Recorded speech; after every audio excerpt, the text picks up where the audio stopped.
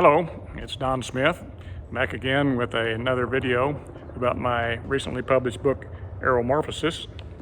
This time I'm recording from the airport. That's my Bonanza in the background there. I call this story The Bottom of Reykjanes Bay.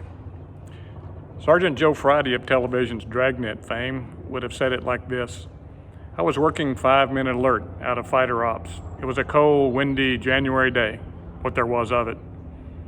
After the morning briefing, my alert partner and I had adjourned to the barn for 24 hours of likely boredom. After cocking our fighters, we had settled in for some serious reading. It wasn't tough duty as long as one wasn't called upon to actually fly. The squadron had 4 flights, each rotated through the 4 jobs at hand. Those were alert, training, duty, and off. Alert and off were jobs that I understood right away. Training meant that you were to fly and practice intercepts. Duty meant to do all the little administrative chores that made the whole thing run smoothly. John Cronin trained us. As a squadron training officer, he gave us our initial checkout in the fighter and maintained records of how many and what kind of maneuvers we had done. As with most squadrons, he was likely the best pilot among us. He was very old, about 30. On a long 2-year tour, he was accompanied by his wife, Tabby, a dark-haired beauty. John gave his all to the job. He was usually serious, but suffered our spells of incompetence well. He was very tall, with a short crew cut.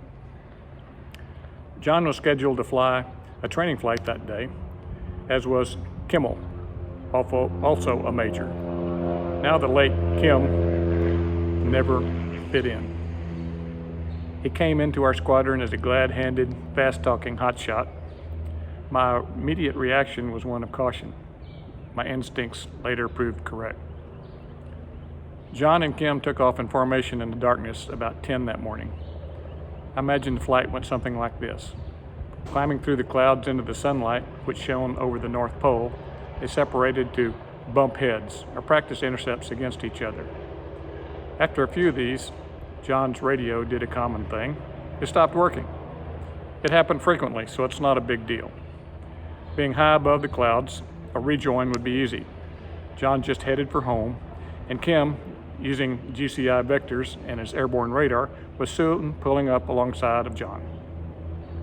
They had been separated by several thousand feet vertically, requiring Kim to make some big turns to get his aircraft going in the same direction, as well as swooping down to his altitude. Using hand signals for this situation, Kim determined that, other than the bum radio, everything was fine with John. Little authentic airport environment there. They elected to quit the practice and return to base. Flying formation in the clouds requires much focus. John probably would not have noticed that Kim was returning to a jet penetration and instrument approach at 10,000 feet instead of the usual 20,000 feet. Even if he had noticed, he either failed to communicate his concern or assumed that Kim had an unusual plan. Fighters usually fly a jet penetration to make an approach. That's the source of a lot of jokes, and it provides greater terrain clearance than a shallow descent. It starts with a very steep descent from high altitude to a level off about 1,500 feet above the ground, and then a gentle glide to the runway. The following is only my theory of the events that took place that night. John probably thought that Kim had a good reason for starting this approach 10,000 feet low, but since he couldn't hear the radio chatter, he couldn't have known that Kim had simply lost track of 10,000 feet during the rejoin. It happens to the best of us. As I documented in an earlier chapter, exactly this happened to me. As the 2 aircraft arrived at the initial approach fix and being cleared for the approach, Kim looks at John, only 25 feet away, and makes a pinching motion with his fingers, indicating that the speed brakes will soon be opening. John nods in receipt and gives an extra thumbs up, indicating everything is okay. They descend rapidly, and John tucks in close. You wouldn't want to lose sight of lead without a radio, especially in the clouds. Kim is flying his smoothest formation to prevent losing his wingman in the clouds. The next level off is far below at 1,500 feet. Lots of time, right? Wrong. If there had been an ice landing fishing boat 20 miles out on the extended runway centerline, it might have been spectacular. Two fighters in extremely close formation exit the clouds at a very steep angle, only 800 feet above the water. Instantly, the elevons of the one slightly ahead go fully up.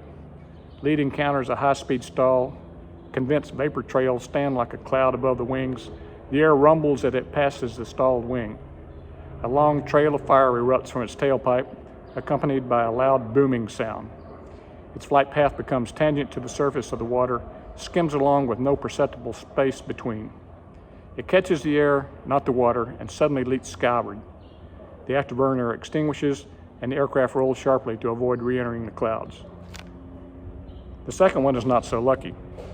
As lead claws for altitude, two's flight path is only slightly flattened in a futile attempt to maintain formation.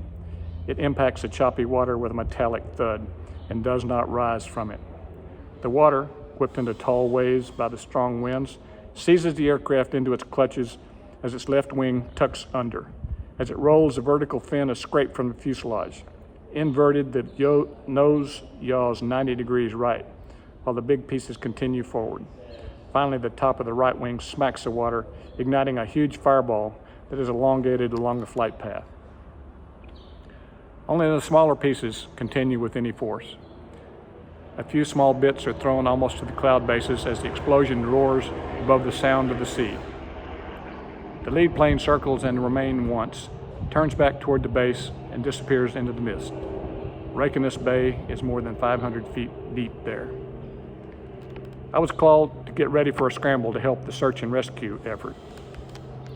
The rescue helicopter flew from late morning until they ran out of flares about midnight, only stopping briefly for fuel. The ceilings were low and the winds violent, a treacherous combination for a helicopter pilot. They found only a helmet and a life raft. The weather was so poor that we were released from battle stations. I retired at midnight and surprisingly dropped right off to sleep. In my dream, I was getting off alert late the following day and had a terrible sense of loss over John's death. We had a dining in schedule. That is a formal dinner in which a pilot's departure is celebrated at many squadrons. I was surprised that everybody had left operations building to go to the officer club for the event. I had expected that it would have been canceled.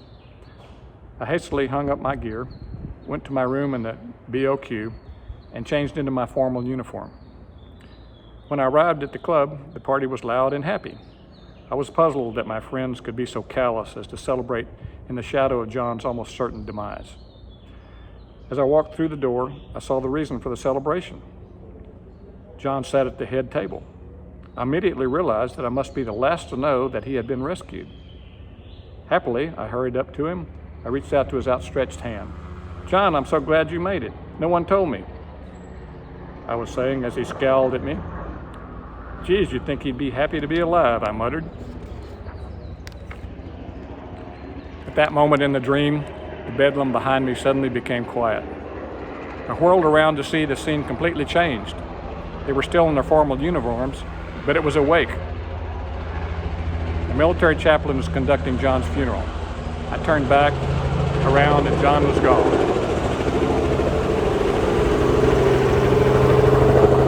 Helicopter arriving. I awoke at that point in the dream, drenched in sweat. Even today, I still have that dream.